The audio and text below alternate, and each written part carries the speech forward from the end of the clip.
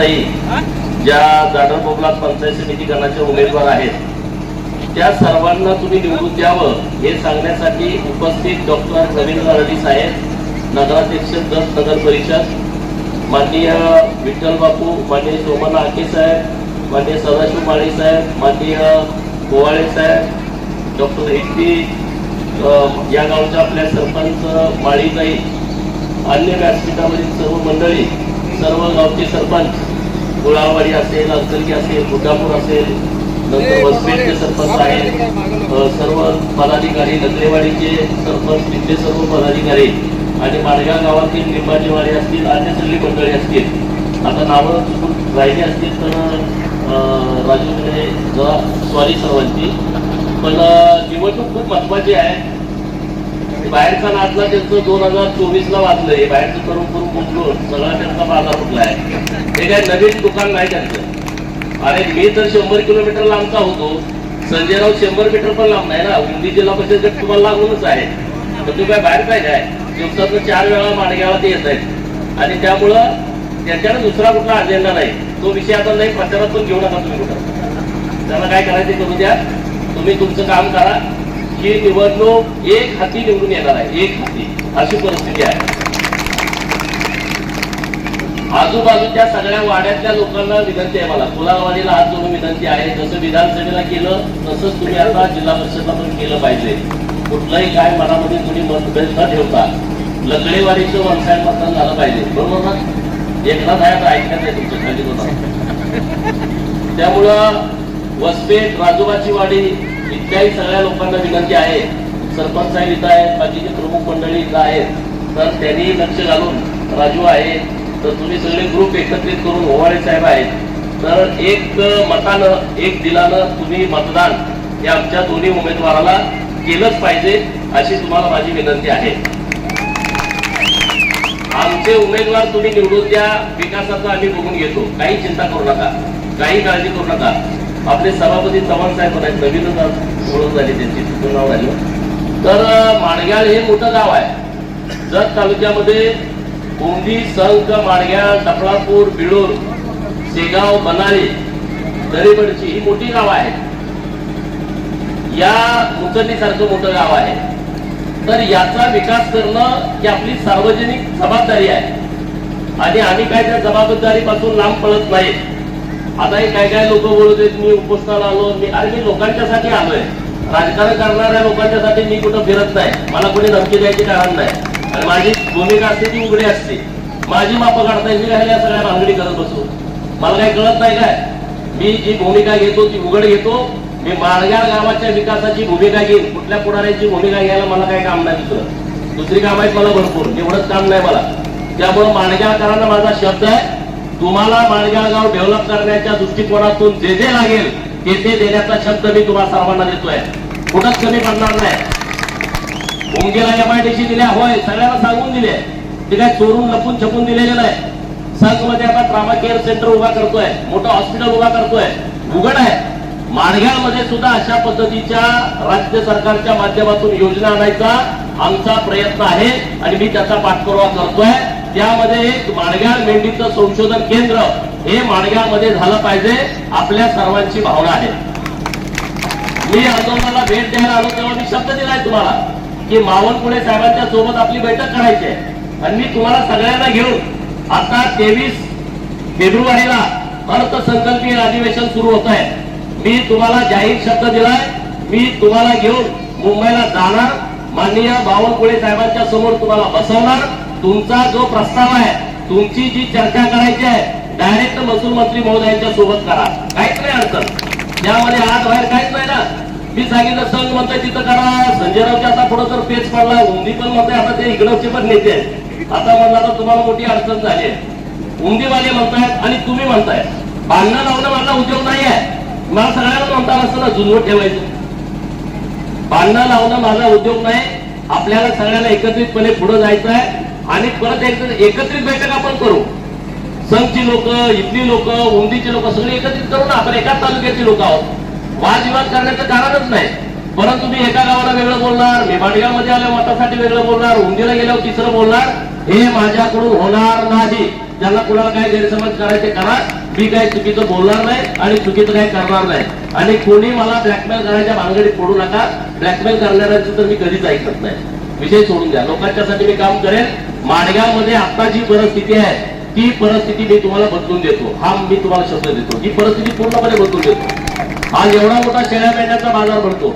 मला वाटतं मी काल का परवाच आलो होतो तेव्हा बाजार, कालच ना, काल आलो होतो, काल मोठा बाजार भरला होता. आता मी मार्केट कमिटी पण बरखास्त करतोय.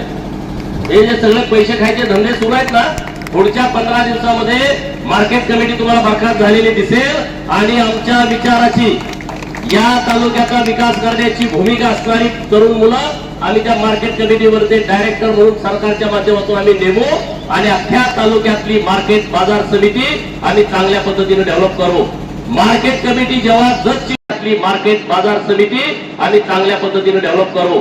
मार्केट कमिटी जेव्हा जतची होईल तेव्हा पहिला आमचा प्रयोग आहे, जत मध्ये घोड्यांचा मोठा बाजार आम्हाला भरवायचा आहे. महाराष्ट्रातले आणि देशातले घोडे व्यापारी हे जत आले पाहिजे. आणि मी तुम्हाला जाहीरपणे शब्द देतोय, ते काम आम्ही या वर्षी करणार. घोडे बाजार भरवणार. बेदाण्याचं मार्केट आम्हाला जतला चालू करायचं आहे. कडधान्याचं मार्केट आहे, त्याचं डेव्हलपमेंट करायचं आहे. तिथं जे 500 रुपये 1000 रुपये ज्या भानगडी सुरू आहेत त्या सगळ्या बंद करायच्या आहेत आम्हाला. हे काय खाबुगिरीचं ठिकाण नाही. मार्केट कमिटीमध्ये शेतकऱ्यांचं हक्काचं ठिकाण आहे आणि ते कुणाचं दलालीचं केंद्र, भ्रष्टाचाराचं केंद्र होताना आम्ही अजिबात बघणार नाही. आणि त्यामुळं आमच्या डोक्यामध्ये काही विषय आहेत तालुक्यासाठी, डेव्हलपमेंटच्या हिशोबात आमचे विषय आहेत आणि ते विषय घेऊन आम्ही पुढे जाणार आहे. आणि ह्या नुसत्या गाजराच्या पुंग्या वाजवायला लागले, तिकडे हे करतो ते करतो, अमुक करतो तमुक करतो, काही सुद्धा ऐकू नका. तुम्हाला प्रत्येक गावाला जर विकास पाहिजे असेल, तुम्ही सगळे भारतीय जनता पार्टीच्या सोबत आहात. आता पण मोठ्या ताकदीनं तुम्ही सोबत राहा, मोठ्या ताकदीनं. आणि संजय रावच्या सौभाग्यवती तर निवडून येणारच आहे. आता उडगीतून मला फोन येतात, माझा आता सगळ्यांनी संपर्क आहे चांगला. ते म्हणजे 1000-1500 पेक्षा लीड उडगीमध्ये पडणार आहे. 1000-1500 पेक्षा लीड उडगीत जर पडणार असेल. माडगाव गावामध्ये मी आता चर्चा केली, म्हणजे कोणी काय जरी केलं, माडगाव गाव मोठ्या फरकानं हे भाजपच्या बाजूने जाणार आहे. कुलावाडीची परिस्थिती तुम्हाला माहित आहे, लकडेवाडीची परिस्थिती माहित आहे, वसपेटची परिस्थिती माहित आहे, राजोबावाडीच्या आता हाके मॅडम इथं आहे, त्या अजिबात नाराज नाही, माहित ना मॅडम उभा. आणि त्यांना सन्मान करायची जबाबदारी आमची आहे. राजोबावाडीच्या लोकांना आणि वसपेटच्या लोकांना सांगतो आणि सरांचे विद्यार्थी असतील त्यांना सांगतो, काही चिंता करू नका, ते आमच्या भगिनी आहेत, त्यांचा सन्मान करण्याची जबाबदारी डॉक्टर आरडी साहेबांची माझी आहे. काही चिंता करू नका. त्यांना सुद्धा आम्ही योग्य स्थान देऊ, योग्य चांगलं पद देऊ. त्यामुळे आता बाकीचा लकडेवाडीचा विषय राहिला. लकडेवाडी तर आता सगळे लोक एकत्र झालेले आहेत, बरोबर ना, सगळे एकत्र झाले. एकनाथरावची त्यांची मिटिंग केलेली आहे. आता एकनाथराव पहिले काँग्रेसमध्ये होते, जरा त्यांचं हे होतं तर ते पण मिटलंय, ते पण वंच आहे. आता राहिला जाणार बाबूला आणि सोन्या. तर आता अडाणी ग्रुप आपल्या विरोधात होता लोक विधानसभेला, आता अडाणी ग्रुप आपल्या सोबत आलाय, त्यांचं पण चांगलं तिथं मतदान आहे. आणि लोक आता घ्यायची कमी झाले, ते दादागिरी अमुक तमुक फलानं. हा पण आपला पण गरीब स्ट्रॉंग आहे ना, त्यामुळे तिथं तसं वातावरण नाही. त्यामुळे दादर बोर्डामध्ये जरी आम्ही मागे राहिलो, तेवढ्या मताने आम्ही मागे राहत नाही. सोन्यामधली परिस्थिती पूर्णपणे बदलली. शिदो पुजारी आहे ना, बरोबर, तुम्ही काय टेन्शन मध्ये नाही ना. सोन्यामधले पण काँग्रेसवाल्यांनी प्रवेश केलाय. त्यामुळं सगळीकडचं वातावरण पूर्णपणे बदललेलं आहे. काही चिंता करण्याची आवश्यकता नाही.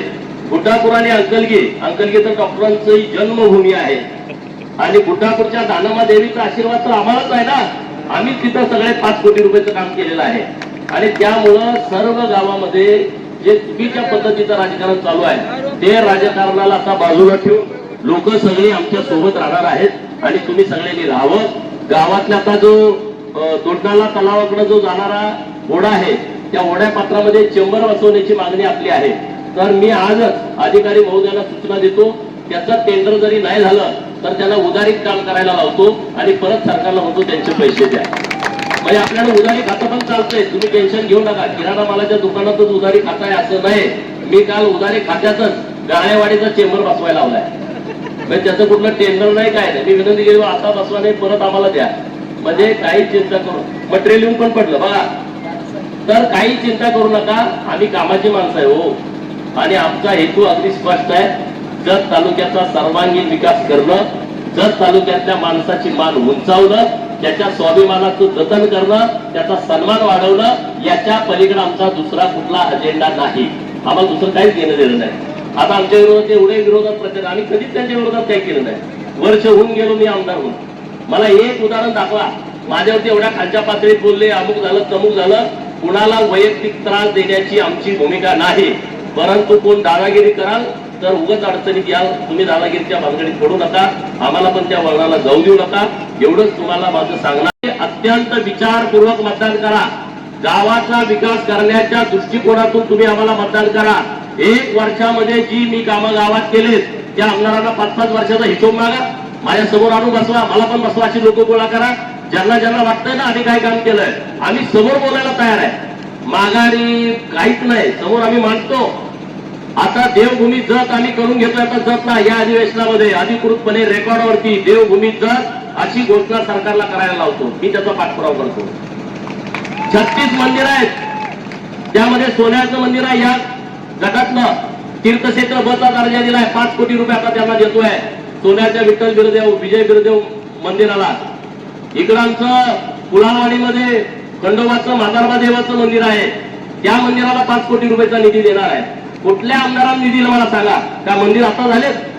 मंदिर याच्या अगोदर नव्हते, आमदार नव्हते, सरकार नव्हतं, ग्रामविकास खातं नव्हतं. अडचण काय होती? एका मंदिराला त्यांनी निधी दिलेला दाखवा.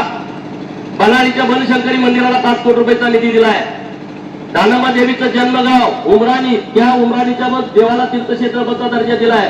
आता मी 5 कोटी रुपये तिथं देतोय. बिळूच्या काळ भैरवाला 5 कोटी रुपयाचा निधी दिलाय. आता मुचंडीचे दोन्ही मंदिरं, दर्याबा देव आणि रामेश्वर देव, दोन्ही देवाला 5-5 कोटी रुपये मंजूर केले. तीर्थक्षेत्र बचा दर्जा दिलाय. खलाटीच्या लक्ष्मी देवाचं मंदिर तीर्थक्षेत्र ब मध्ये घातलंय, तिथं 5 कोटी रुपयाचा निधी देतोय. तिकडं ब्रह्मनाथाचं मंदिर डोरलीचं, त्याला तीर्थक्षेत्र बचा दर्जा दिलाय. भिवर्गीच्या बेवळण शेताचं मंदिर, त्याला 5 कोटी रुपयाचा निधी देतोय. एका वर्षामध्ये 9 मंदिरांना मी 5-5-5-5 असे 45 कोटी रुपये देतोय. 50 वर्षात कुणी दिलेत नाही. हिशोब सांगा मला 50 वर्षामध्ये. आणि राहिलेल्या सगळ्या मंदिरांना, अंबामातेचं मंदिर आहे असं यांचं माणिक साहेबांचं म्हणणं आहे, त्याला मी जिल्हा नियोजनमधून पैसे देतो. हे जे मंदिरं घेतलेत लक्षात घ्या, जिथं 1 लाखापेक्षा जास्त 10 लाखापर्यंत लोक येतात अशीच मंदिरं घेतलेत. जनता तीर्थक्षेत्र ब मध्ये समावेश होतो. अशी 36 मंदिरं आपल्या तालुक्यात आहेत. आणि याचा अभिमान आपल्याला असला पाहिजे. देशात कुठं असा तालुका नाही, एका तालुक्यामध्ये 36 मंदिर आहेत आणि तिथं लाखो लोक 4-4 राज्यातले येतात. हे फक्त जत मध्ये आहे. ही शक्ती, ही ताकद जत मध्ये आहे. आणि ही शक्ती, ही ताकदच आमच्या पाठीमागं आहे. आम्हाला आशीर्वाद देईल तुमच्या माध्यमातून, तुमच्या रूपानं. आणि संजय तेलींच्या सौभाग्यवती त्या 2-3 हजार मताच्या फरकानं निवडून येणार आहेत. ही आजची परिस्थिती आहे.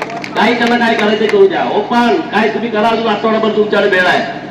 आमच्या इथं एकनाथरावच्या मातोश्री उभ्या आहेत, तिकडे अराणी साहेबांच्या सौभाग्यवती उभा आहेत. आमचे उमेदवार एकदम निष्कलंक आहेत, लोकांची कामं करणारे आहेत, लोकांना दाब देणारे, लोकांना त्रास देणारे आमचे उमेदवार नाही आहेत. आणि त्यामुळं अत्यंत अधिकारवाणीनं मी तुम्हाला सांगतोय, विनंती करतोय तुमच्याकडं की भारतीय जनता पार्टी शिवाय आपल्या तालुक्याचा विकास होणे नाही. आपल्या तालुक्याचा सर्वांगीण विकास करायचा असेल तर तुम्ही ताकदीनं आम्हाला आशीर्वाद द्या. पुढच्या 5 वर्षामध्ये आम्ही राहिलेली सगळी कामं आम्ही तुम्हाला करून दाखवू, हा शब्द मी तुम्हाला देतोय. मागं तुम्हाला पाणी जोडणारा तळा मागा मी भरून गेला. मागच्या 2-3 महिन्यामध्ये उमदीपर्यंत आम्ही पाणी सोडलं. उमदीचे सगळे शेतकरी द्राक्ष बागायदार खुश झाले. सोनलगीपर्यंत आता तिकडची लाईन आम्ही डिसेंबर पर्यंत काम पूर्ण करतोय. संघच्या तलावामध्ये डिसेंबर 2026 ला आम्ही पाणी सोडतोय. संघच्या तलावामध्ये, संघच्या तलावात पाणी जाणं याचा अर्थ डाव्या कालव्यानं ते पाणी सोनलगी सुतलात पर्यंत जाणं, म्हणजे इकडचा सगळाच प्रश्न मिटून जातोय. राहिलेल्या गावांना आम्ही म्हणजे संघ पर्यंत जेवढी गाव आहेत बॅगची चक्करची, त्या सगळ्या गावांना पाणी देतोय डिसेंबर पर्यंत. आणि राहिलेले जी गाव आहेत पलीकडची तिकोंडी सारखी, कुलतूर बबलात सारखी, त्यांना 2027च्या डिसेंबर मध्ये पाणी देतोय. 2027 ला या तालुक्यातलं एकही गाव असं शिल्लक राहणार नाही की ज्या गावामध्ये म्हैशांचं पाणी गेलं नाही. इतकी व्यवस्था मी करतोय, काही चिंता करू नका. आता अंकलीच्या तलावात पाणी सोडायची व्यवस्था लवकर होते. कोळगिरीकडे इकडं दुसरी जी लाईन आहे आपली 18 तलावामध्ये पाणी आम्ही डिसेंबर पर्यंत सोडतोय. नियोजन केलं आम्ही प्रत्येक गोष्टीचं, कुठल्या तलावात, कुठल्या पाझर तलावात, कुठल्या साठवण तलावात, अशा 18 तलावामध्ये डिसेंबर पर्यंत पाणी सोडतोय. 2024च्या विधानसभेला आम्ही तुम्हाला शब्द देता, तुम्ही आमच्या सोबत या. 2029ला मैशाळच्या योजनेचा प्रश्न हा प्रचाराचा मुद्दा असणार नाही. भाषणात कुणी घ्यायचंच नाही. मैशाळचं पाणी द्या, आम्हाला पाईपलाईन द्या, आम्हाला चेंबर द्या, हे सगळं बंद. गेले 25-26 वर्ष ह्याच्यावरती दुकान चाललंय. तो विषय आपल्याला पूर्णपणे बंद करायचा आहे आणि तिथून पुढे आपल्याला जायचं आहे. आता ट्रान्सफॉर्मरचा विषय, मी आमदार म्हणून इकडे होण्याच्या पूर्वी एक महिना टीसी मिळत नव्हते. तुम्हाला मिळत होते का? टीसीच्या ग्रुपवरती प्रत्येकाकडून 500 रुपये घ्यायचे. कोण घेत होतं? प्रत्येकाचे 500. 40 लोक असतील, 15 लोक असतील, 50 लोक असतील. परत ते टीसी आणायला गाडी भाड्याला करायची, गाडी पाठवायची, परत त्या गाडीचं भाडं भरायचं. मी आमदार झाल्याच्या नंतर आधी 6 महिने तुम्हाला टीसीला कुणी पैसे मागितले का? जोरात बोला. नाही मागित. तुम्हाला गाडी भाड्याने करावी लागली? नाही लागली. तुम्हाला टीसी तुम्ही मला सांगितल्याच्या नंतर दुसऱ्या किंवा जास्तीत जास्त तिसऱ्या दिवशी येऊन बसते की नाही? मग कसं काय बदल झाला? माझं काय टीसीचं दुकान आहे का काय? हे सरकारचं होतं, करणारा माणूस तुमच्याकडे नव्हता. आता मी तुम्हाला सांगतोय 500 टीसी नवीन लागणार आहे जत तालुक्याला आणि निरंतर मधून ते सगळेच्या सगळे टीसी मी देवाभाऊंच्याकडून आणणार आहे. तुम्हाला परत टीसी मागायची गरजच भासणार नाही. एक ना अनेक विषय आहेत. पुढे अजून 13 गावात जायचं आहे. अचानक आम्ही संध्याकाळची सभा, संजयराव म्हणले तुम्ही आताच आले पाहिजे आणि बेवर्गीची सभा सोडून आम्ही इकडे आलोय. पण इथलं सगळं वातावरण बघितल्याच्या नंतर 1,00,000% आपले बीजेपीचे तिन्हीच्या तिन्ही उमेदवार निवडून येणार आहेत यावरती शिक्कामोर्तब झालंय. म्हणून तुम्ही गाफील राहू नका. पुढचे 5-6 दिवस आपल्या हातात आहे. वेळ द्या, लोकांच्या मध्ये जावा, लोकांना आपली भूमिका समजावून सांगा आणि आपल्या सगळ्या उमेदवारांना मतदान करण्यासाठी लोकांना विनंती करा. एवढंच या निमित्तानं बोलतो आणि थांबतो. जय हिंद, जय महाराष्ट्र.